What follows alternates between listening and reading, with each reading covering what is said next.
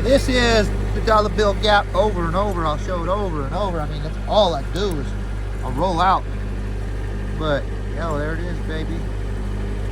Whoop, whoop, whoop. Gotta love it, man. That's the perfect fit with the flex, guys. That's the money gap all day, every day. So all we do around here is fit with money gaps. So it's just a money gap. Look. That's the comparison, guys. It's not nothing crazy.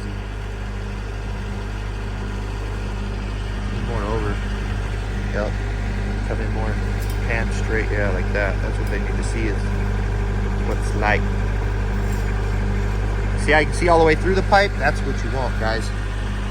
Look at, so I wedged it just so the gap could be the same on both sides. All right. Now I just go with the same rod I was welding with. All right, back up a little.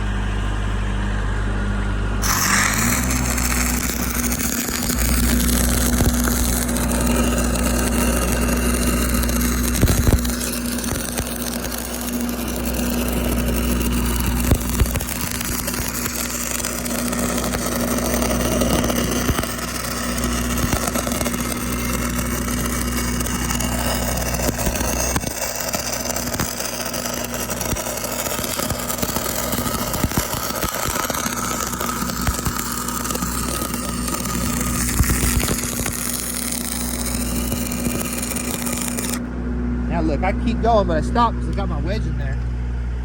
I need to let my wedge just fall out, basically. But you got to be careful because sometimes when you wedge in there, it leaves that little curly Q inside. So I always like to look inside and make sure it's not leaving that big bare metal in there. And then my button here, I like to hit it with the grinder. Watch out.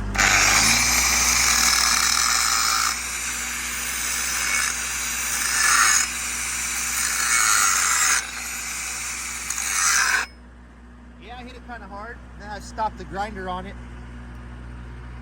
And if you don't like your button here, just hit it with the grinder a little bit.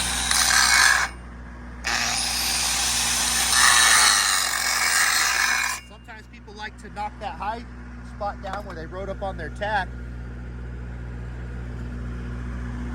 And I'm not even worried about all that. I'll get a good fusion into that. All right, here we go.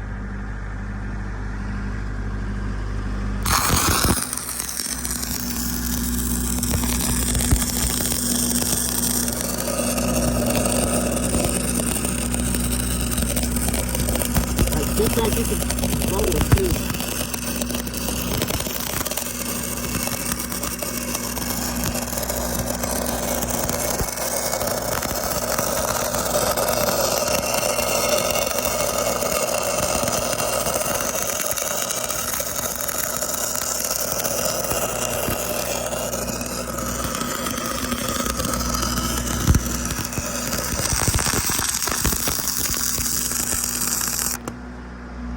Not too hard, eh? That's what it looks like when you're done. Schedule 40, 120 amps. That fit takes about the same as a slammed up.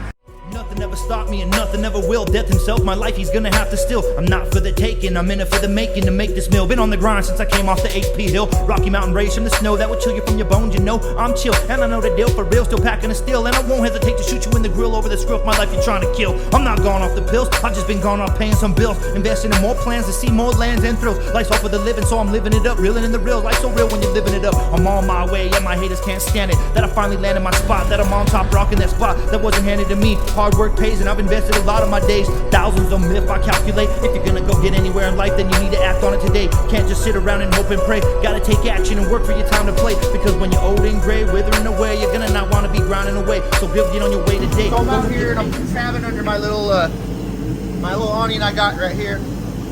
With my little deck, you know, my little fab table. This is kind of like my little area I like fabbing off of, but I wanted to bring you into my world and kind of show you what I'm using to fab with all this, the kind of tools you're going to need. Now, you're definitely going to need 2 grinders, one to hold a wire wheel, one to hold an 1/8" grinding disc. 100% put your guards on, put your handles on. Try not to work like I am. This is dangerous. Do not do this. All right, now you see over here, I just got a little hand set full of tools. You always are going to have a rollout wheel if you're going to be doing fab like this, but you don't need much. I don't know where my hammer is, but I have a hammer. You know, I got my remote set up, I got my wedge, and then I got a file. And then usually you can have a hand crank tool, but I like an impact to really do this in and out. So what I like to do here is I two-hole it, and when I two-hole it, I have to level this. That way you guys can see it. That way I can level this over here to match the two-hole. Then I put a tack on the top. Look at my tack over here. Then you got to match, you know, this. You got to make sure the base of your flange, now it's levels over this way, Jeff. You got to make sure this is level this way. Now, you got to have these jack stands too.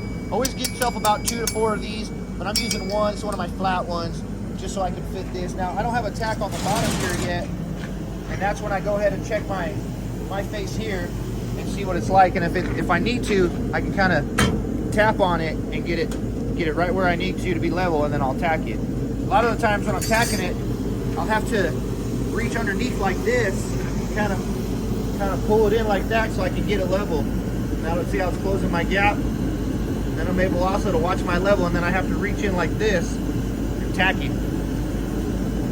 A lot of the times people don't know how to do that. You can either grab it like that and tack it forward, or drag it to you.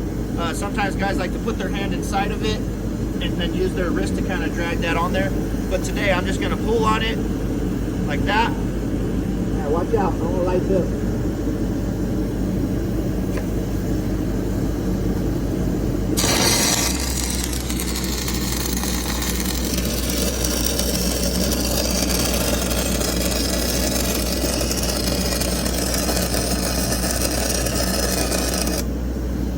Now pull that towards me.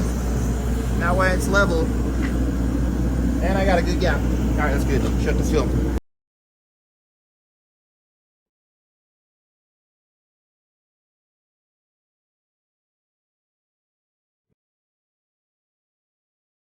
Explain it. So when I'm fabbing this stuff, guys, I always like to put my buttons on the bottom of the build. So that means if they walk across it, they'll never see a button. You know, they might see like a tie-in like that or something, but I don't want them to see my buttons. So I know that this piece will be below them, so they'll be looking down on it. So I did that. Another thing I did too is I put their identification on the top of the flange, so that way they can, you know, read it right from the top. That way they're not crawling underneath it and looking underneath it for the numbers. So when I build my builds, I always try to put the buttons on bottom and the numbers on top.